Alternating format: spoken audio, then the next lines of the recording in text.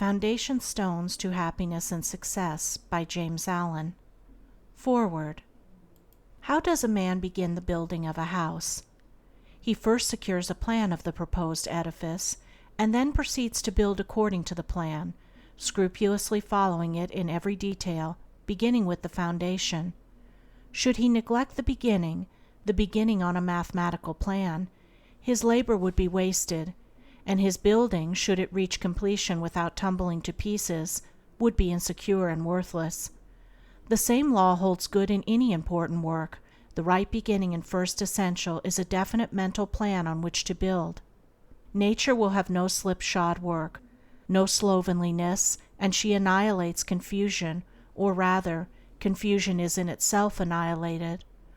Order, definiteness, purpose eternally prevail, and he who in his operations ignores these mathematical elements at once deprives himself of sustainability, completeness, happiness, and success. End of foreword. Chapter 1. Right Principles. It is wise to know what comes first, and what to do first. To begin anything in the middle or at the end is to make a muddle of it. The athlete who began by breaking the tape would not receive the prize. He must begin by facing the starter and toeing the mark, and even then a good start is important if he is to win. The pupil does not begin with algebra and literature, but with counting and ABC. So in life, the businessmen who begin at the bottom achieve the more enduring success, and the religious men who reach the highest heights of spiritual knowledge and wisdom are they who have stooped to serve a patient apprenticeship to the humbler tasks, and have not scorned the common experiences of humanity or overlooked the lessons to be learned from them. The first things in a sound life, and therefore in a truly happy and successful life, are right principles. Without right principles to begin with, there will be wrong practices to follow with, and a bungled and wretched life to end with. All the infinite variety of calculations which tabulate the commerce and science of the world come out of 10 figures. All the hundreds of thousands of books which constitute the literature of the world and perpetuate its thought and genius are built up from the 26 letters. The greatest astronomer cannot ignore the 10 simple figures. The profoundest man of genius cannot dispense with the 26 simple characters. The fundamentals of all things are few and simple, yet without them there is no knowledge and no achievement. The fundamentals, the basic principles, in life or true living are also few and simple, and to learn them thoroughly and study how to apply them to all the details of life is to avoid confusion and to secure a substantial foundation for the orderly building up of an invincible character and a permanent success. And to succeed in comprehending those principles in their innumerable ramifications in the labyrinth of conduct is to become a master of life. The first principles in life are principles of conduct. To name them is easy. As mere words they are on all men's lips, but as fixed sources of action, admitting of no compromise, few have learned them. In this short talk I will deal with 5 only of these principles. These 5 are amongst the simplest of the root principles of life, but they are also those that come nearest to the everyday life, for they touch the artisan, the businessman, the householder, the citizen at every point. No one of them can be dispensed with but at severe cost, and he who perfects himself in their application will rise superior to many of the troubles and failures of life, and will come into these springs and currents of thought which flow harmoniously toward the regions of enduring success. The first of these principles is duty. A much hackneyed word, I know, but it contains a rare jewel for him who will seek it by assiduous application. The principle of duty means strict adherence to one's own business, and just as strict non-interference in the business of others. The man who is continually instructing others, gratis, how to manage their affairs, is the one who most mismanages his own. Duty also means undivided attention to the matter in hand, intelligent concentration of the mind on the work to be done. It includes all that is meant by thoroughness, exactness, and efficiency. The details of duties differ with individuals, and each man should know his own duty better than he knows his neighbor's, and better than his neighbor knows his. But although the working details differ, the principle is always the same. Who has mastered the demands of duty? Honesty is the next principle. It means not cheating or overcharging another. It involves the absence of all trickery, lying, and deception by word, look, or gesture. It includes sincerity, the saying what you mean, and the meaning what you say. It scorns cringing policy and shining compliment. It builds up good reputations, and good reputations build up good businesses, and bright joy accompanies well-earned success. Who has scaled the heights of honesty? Economy is the third principle. The conservation of one's financial resources is merely the vestibule leading towards the more spacious chambers of true economy. It means, as well, the husbanding of one's physical vitality and mental resources. It demands the conservation of energy by the avoidance of enervating self-indulgences and sensual habits. It holds for its followers strength, endurance, vigilance, and the capacity to achieve. It bestows great power on him who learns it well. Who has realized the supreme strength of economy? Liberality follows economy. It is not opposed to it. Only the man of economy can afford to be generous. The spendthrift, whether in money, vitality, or mental energy, wasted so much on his own miserable pleasures as to have none left to bestow upon others. The giving of money is the smallest part of liberality. There is the giving of thoughts and deeds and sympathy, the bestowing of goodwill, the being generous towards calumniators and opponents. It is a principle that begets a noble, far-reaching influence. It brings loving friends and staunch comrades, and is the foe of loneliness and despair. Who has measured the breadth of liberality? Self-control is the last of these 5 principles, yet the most important. Its neglect is the cause of vast misery, innumerable failures, and tens of thousands of financial, physical, and mental wrecks. Show me the businessman who loses his temper with a customer over some trivial matter, and I will show you a man who, by that condition of mind, is doomed to failure. If all men practiced even the initial stages of self-control, anger, with its consuming and destroying fire, would be unknown.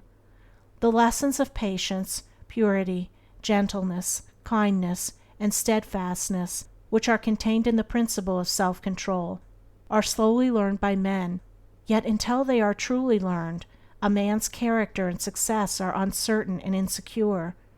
Where is the man who has perfected himself in self-control? Where he may be, he is a master indeed. The 5 principles are 5 practices, 5 avenues to achievement, and 5 sources of knowledge. It is an old saying and a good rule that practice makes perfect, and he who would make his own wisdom, which is inherent in those principles, must not merely have them on his lips, they must be established in his heart. To know them and receive what they alone can bring, he must do them, and give them out in his actions. End of Chapter 1. Foundation Stones to Happiness and Success by James Allen. Chapter 2. Sound Methods. From the 5 foregoing right principles, when they are truly apprehended and practiced, will issue sound methods. Right principles are manifested in harmonious action, and method is to life what law is to the universe. Everywhere in the universe there is the harmonious adjustment of parts, and it is this symmetry and harmony that reveals a cosmos, as distinguished from chaos. So in human life, the difference between a true life and a false life, between one purposeful and effective and one purposeless and weak, is one of method. The false life is an incoherent jumble of thoughts, passions, and actions. The true life is an orderly adjustment of all its parts. It is all the difference between a mass of lumber and a smoothly working, efficient machine. A piece of machinery in perfect working order is not only useful, but an admirable and attractive thing. But when its parts are all out of gear and refuse to be readjusted, its usefulness and attractiveness are gone, and it is thrown on the scrap heap. Likewise, a life perfectly adjusted in all its parts, so as to achieve the highest point of efficiency, is not only a powerful life, but an excellent and beautiful thing, whereas a life confused, inconsistent, discordant, is a deplorable exhibition of wasted energy. If a life is to be truly lived, method must enter into and regulate every detail of it, as it enters and regulates every detail of the wondrous universe of which we form a part. One of the most distinguishing differences between a wise man and a foolish man is that the wise man pays careful attention to the smallest things, while the foolish man slurs over them or neglects them altogether. Wisdom consists in maintaining things on their right relations, in keeping all things, the smallest as well as the greatest, in their proper places and times. To violate order is to produce confusion and discord, and unhappiness is but another name for discord.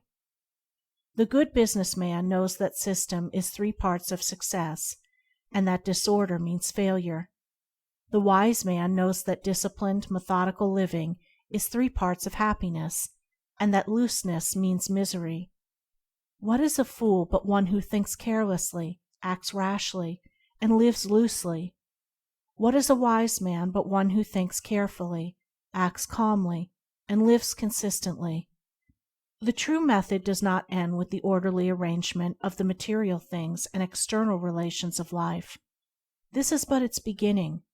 It enters into the adjustment of the mind, the discipline of the passions, the elimination and choice of words and speech, the logical arrangement of the thoughts, and the selection of right actions.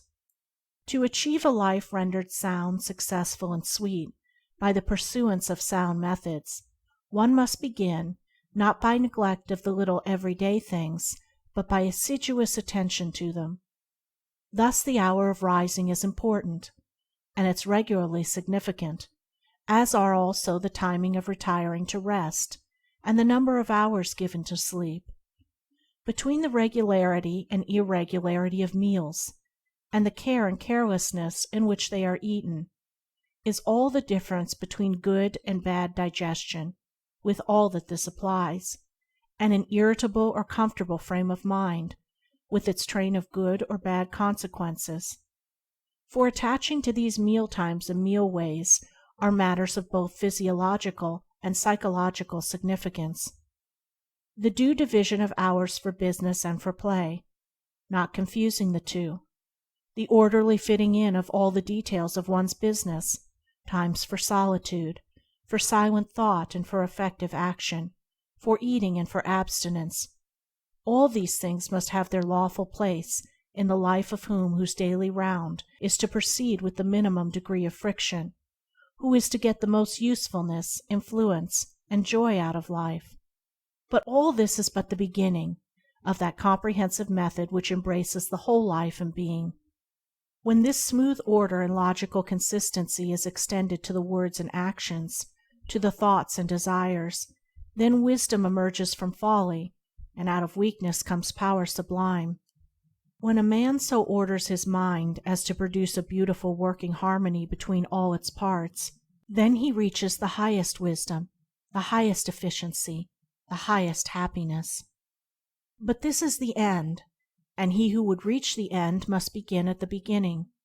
He must systematize and render logical and smooth the smallest details of his life, proceeding step by step toward the finished accomplishment.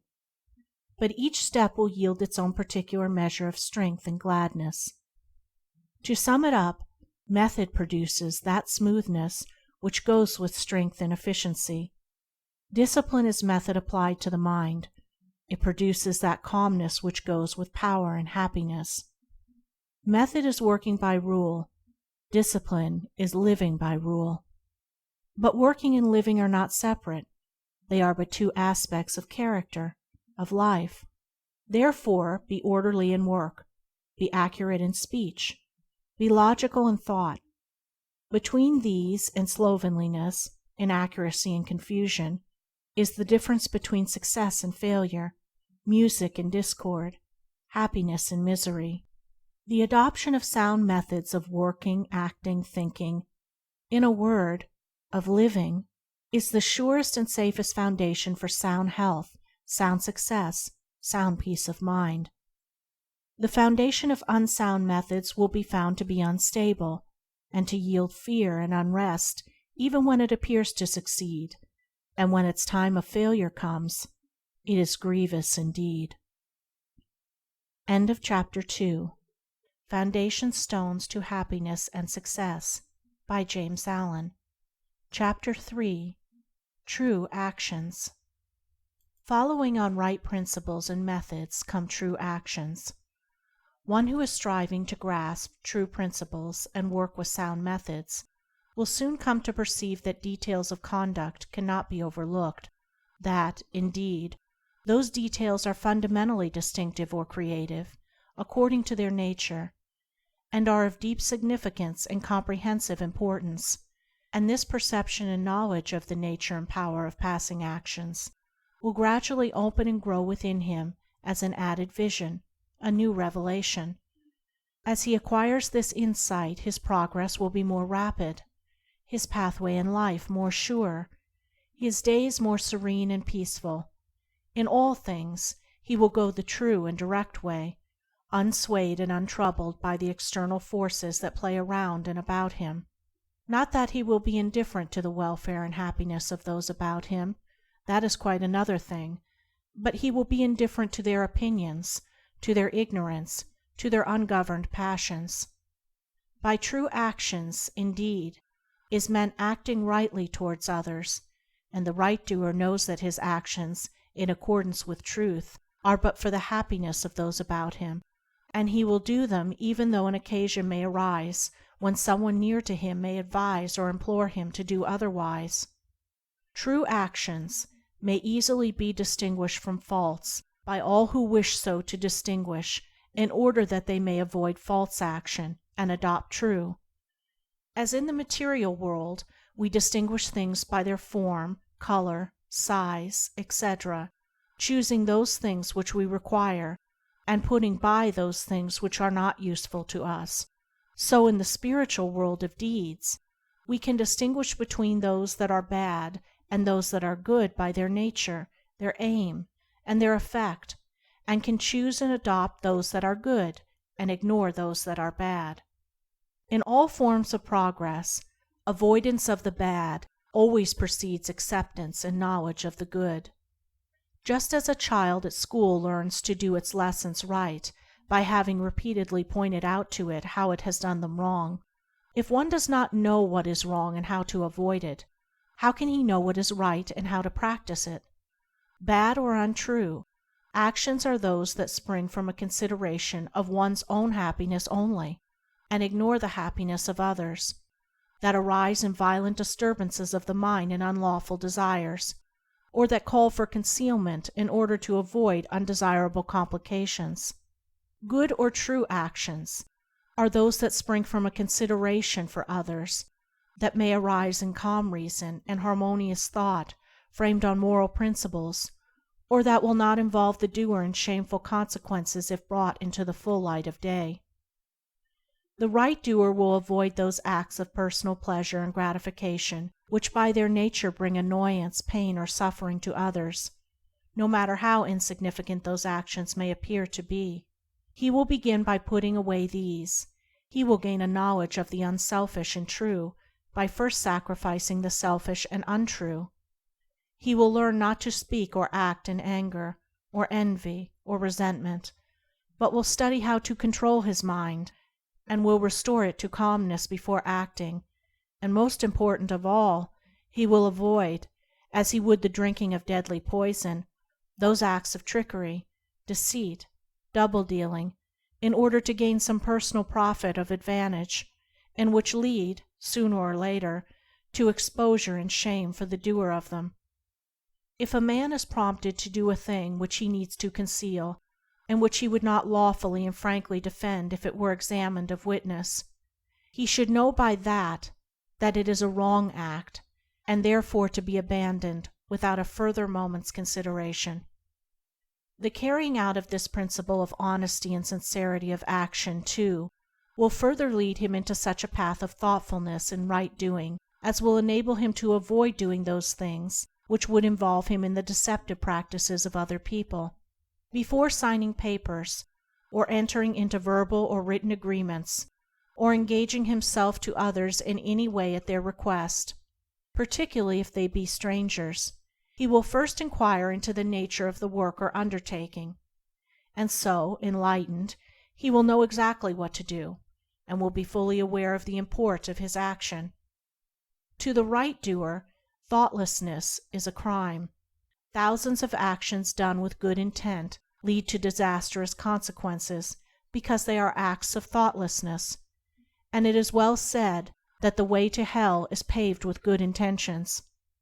The man of true action is, above all things, thoughtful. Be ye therefore wise as serpents and harmless as doves. The term thoughtlessness covers a wide field in the realm of deeds.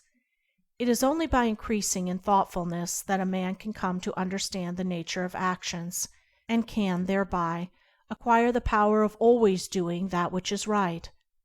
It is impossible for a man to be thoughtful and act foolishly. Thoughtfulness embraces wisdom. It is not enough that an action is prompted by a good impulse or intention. It must arise in thoughtful consideration if it is to be a true action, and the man who wishes to be permanently happy in himself and a power for good to others must concern himself only with true actions. "I did it with the best of intentions" is a poor excuse from one who has thoughtlessly involved himself in the wrongdoing of others. His bitter experience should teach him to act more thoughtfully in the future. True actions can only spring from a true mind, and therefore while a man is learning to distinguish and choose between the false and the true, he is correcting and perfecting his mind, and is thereby rendering it more harmonious and felicitous, more efficient and powerful.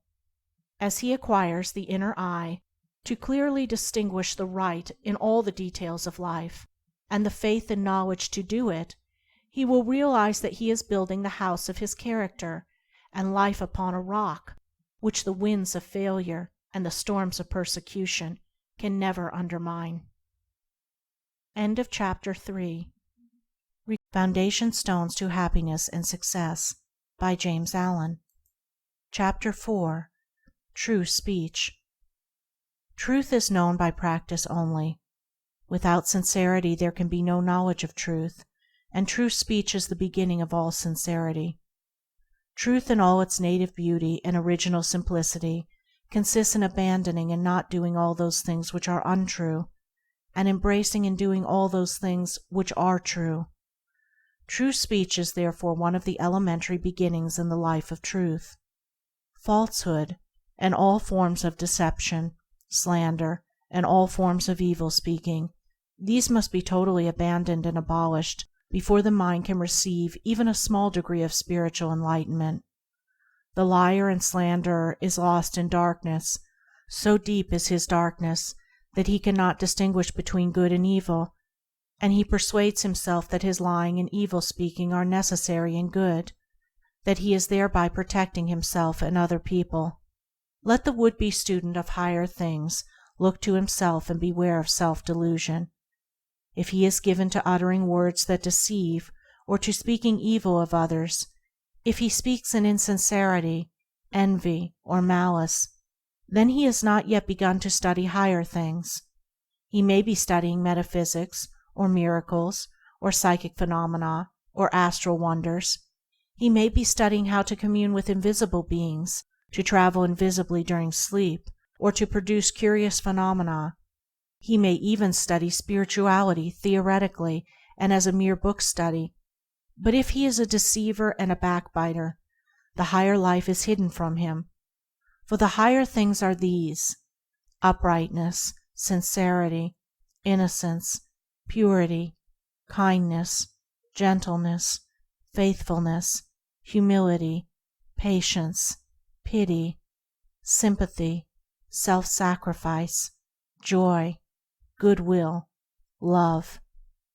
And he who would study them, know them, and make them his own, must practice them. There is no other way. Lying and evil speaking belong to the lowest forms of spiritual ignorance, and there can be no such thing as spiritual enlightenment while they are practiced. Their parents are selfishness and hatred. Slander is akin to lying, but it is even more subtle, as it is frequently associated with indignation, and by assuming more successfully the appearance of truth, it ensnares many who would not tell a deliberate falsehood. For there are two sides to slander. There is the making of repeating of it, and there is the listening to it and acting upon it. The slanderer would be powerless without a listener.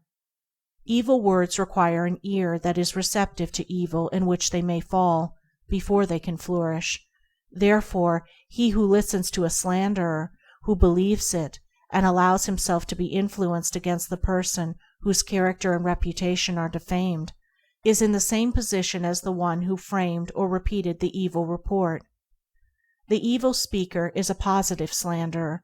The evil listener is a passive slanderer. The two are cooperators in the propagation of evil. Slander is a common vice and a dark and deadly one. An evil report begins in ignorance and pursues its blind way in darkness. It generally takes its rise in a misunderstanding. Someone feels that he or she has been badly treated, and filled with indignation and resentment, unburdens himself to his friends and others in vehement language, exaggerating the enormity of the supposed offense on account of the feeling of injury by which he is possessed. He is listened to and sympathized with.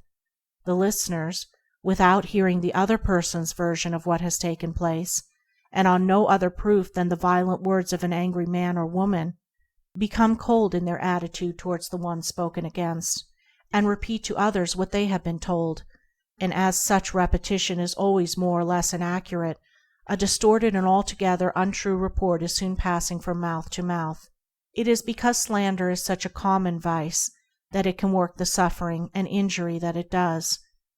It is because so many, not deliberate wrongdoers, and unconscious of the nature of the evil into which they so easily fall, are ready to allow themselves to be influenced against one whom they have hitherto regarded as honorable, that an evil report can do its deadly work.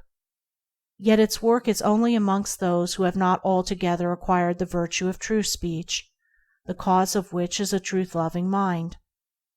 When one who has not entirely freed himself from repeating or believing an evil report about another hears of an evil report about himself, his mind becomes aflame in burning resentment, his sleep is broken, and his peace of mind is destroyed.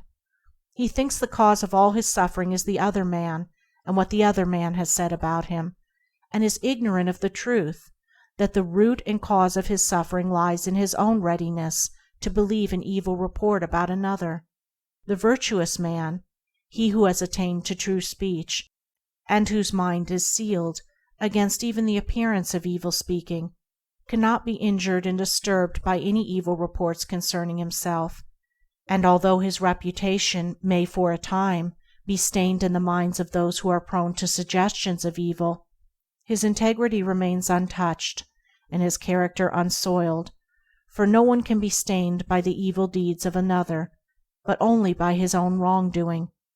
And so, through all misrepresentation, misunderstanding, and contumely, he is untroubled and unrevengeful, his sleep is undisturbed, and his mind remains in peace.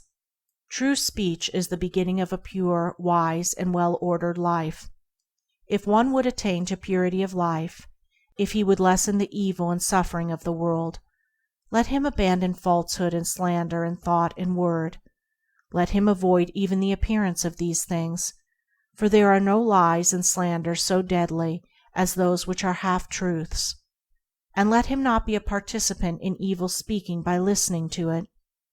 Let him also have compassion on the evil speaker, knowing how such a one is binding himself to suffering and unrest. For no liar can know the bliss of truth, no slanderer can enter into the kingdom of peace. By the words which he utters is a man's spiritual condition declared. By these also is he finally and infallibly adjudged. For as the Divine Master of the Christian world has declared, "By thy words shalt thou be justified, and by thy words shalt thou be condemned." Chapter 4. Foundation Stones to Happiness and Success, by James Allen. Chapter 5. Equal-mindedness. To be equally minded is to be peacefully minded, for a man cannot be said to have arrived at peace who allows his mind to be disturbed and thrown off the balance by occurrences. The man of wisdom is dispassionate, and meets all things with the calmness of a mind in repose and free from prejudice.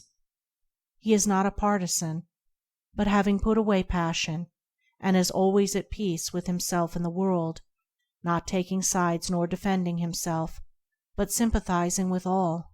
The partisan is so convinced that his own opinion and his own side is right, and that all goes contrary to them is wrong, that he cannot think there is any good in the other opinion and the other side. He lives in a continual fever of attack and defense, and has no knowledge of the quiet peace of an equal mind. The equal-minded man watches himself in order to check and overcome even the appearance of passion and prejudice in his mind, and by so doing he develops sympathy for others, and comes to understand their position and particular state of mind, and as he comes to understand others, he perceives the folly of condemning them and opposing himself to them. Thus there grows up in his heart a divine charity which cannot be limited, but which is extended to all things that live and strive and suffer. When a man is under the sway of passion and prejudice, he is spiritually blind. Seeing nothing but good in his own side, and nothing but evil in another, he cannot see anything as it really is, not even his own side, and not understanding himself, he cannot understand the hearts of others, and thinks it is right that he should condemn them. Thus there grows up in his heart a dark hatred for those who refuse to see him and who condemn him in return. He becomes separated from his fellow man, and confines himself to a narrow torture chamber of his own making. Sweet and peaceful are the days of the equal-minded man, fruitful in good, and rich in manifold blessings. Guided by wisdom, he avoids those pathways which lead down to hatred and sorrow and pain, and takes those which lead up to love and peace and bliss. The occurrences of life do not trouble him, nor does he grieve over those things which are regarded by mankind as grievous, but which must befall all men in the ordinary course of nature. He is neither elated by success nor cast down by failure. He sees the events of his life arranged in their proper proportions, and can find no room for selfish wishes or vain regrets, for vain anticipations and childish disappointments. And how is this equal-mindedness, this blessed state of mind and life, acquired?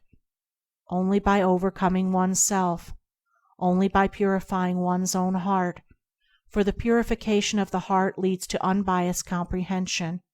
Unbiased comprehension leads to equal-mindedness, and equal-mindedness leads to peace. The impure man is swept helplessly away on the waves of passion.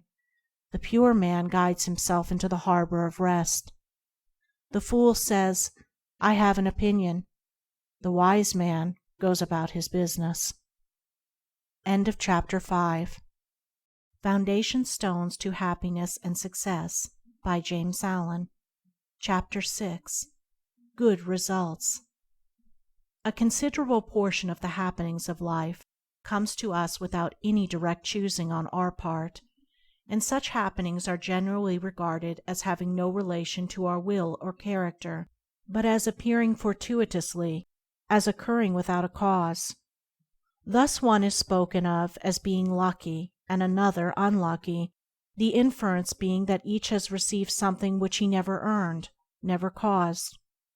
Deeper thought and a clearer insight into life convinces us, however, that nothing appears without a cause, that cause and effect are always related in perfect adjustment and harmony.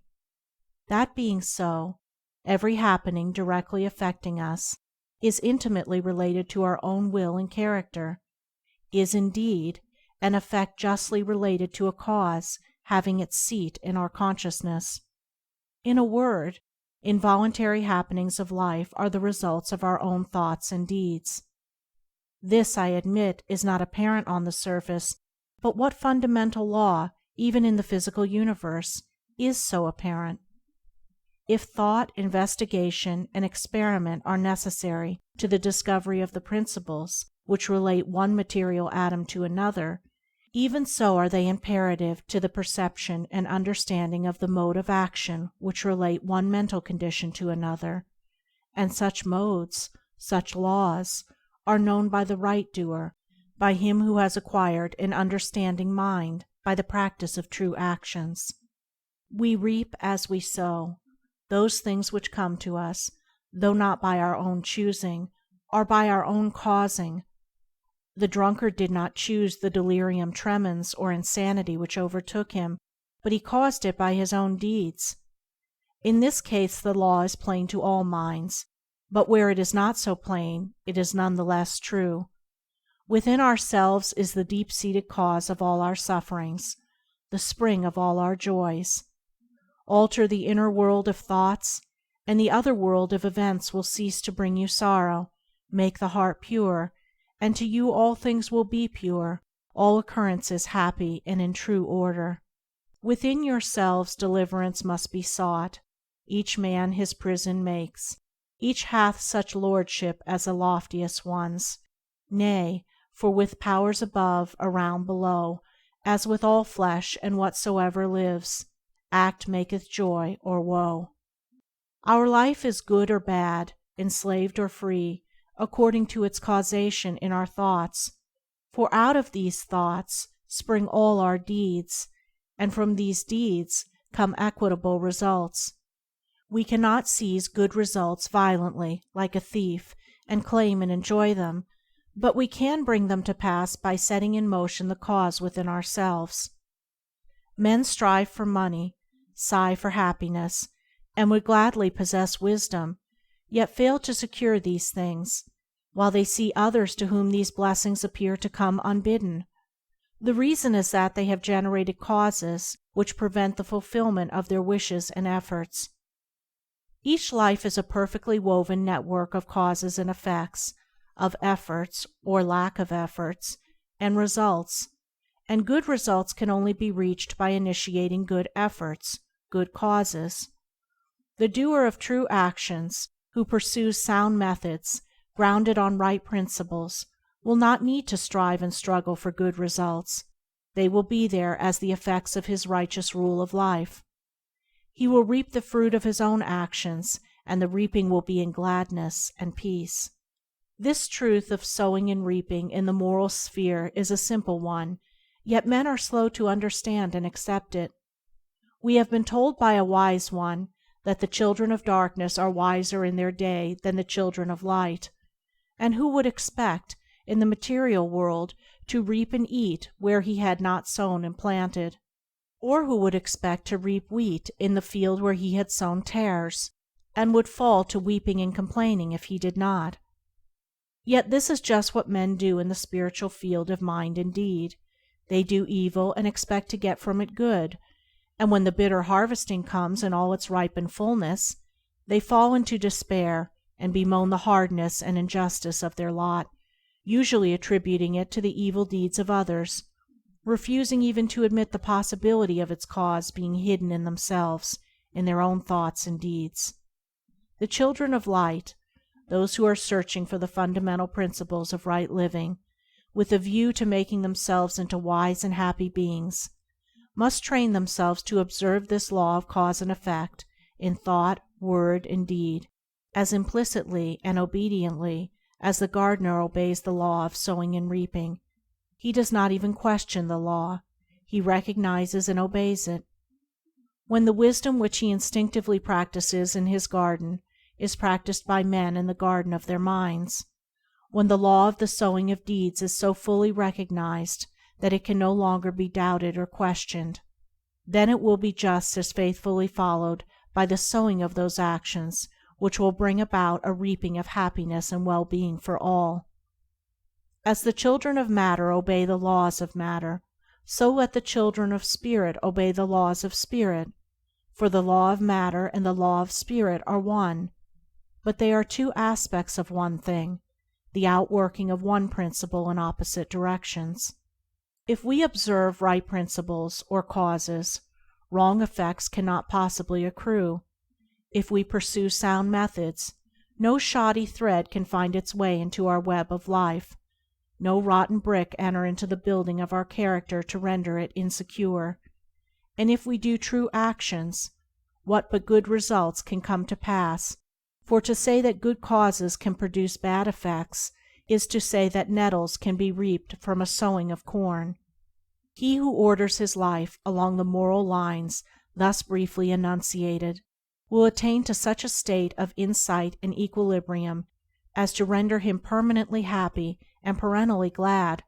All his efforts will be seasonally planted, all the issues of his life will be good, and though he may not become a millionaire, as indeed he will have no desire to become such, he will acquire the gift of peace, and true success will wait upon him as its commanding master.